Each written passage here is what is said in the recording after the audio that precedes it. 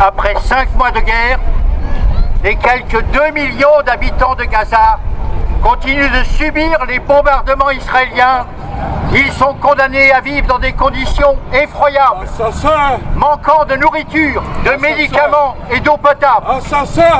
Au moins 31 000 Palestiniens ont trouvé la mort et au moins plus de 72 000 ont été blessés depuis le 7 octobre.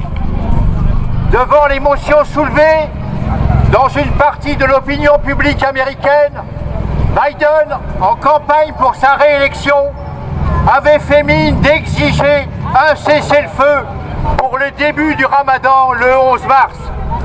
Mais les dirigeants américains n'ont jamais envisagé de mettre fin à leur soutien militaire et logistique à l'État israélien. Ils se refusent à affaiblir leur meilleur allié dans la région, considéré comme le plus sûr et indéfectible gendarme de l'ordre impérialiste.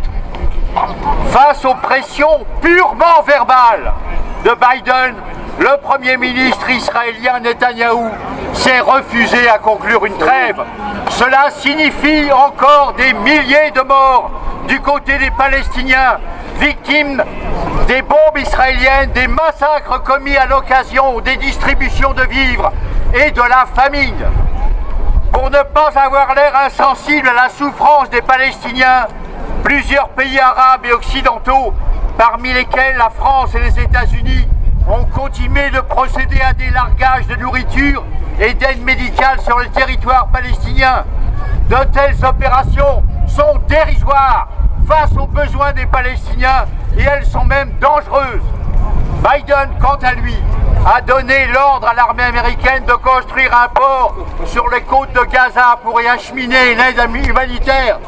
Les autorités israéliennes ont donné leur accord, bien sûr, d'autant plus facilement qu'il faudra au moins 2 mois pour qu'un tel projet puisse aboutir et que les Israéliens continueront à regarder soigneusement ce qu'il y a à l'intérieur, retardant l'aide humanitaire.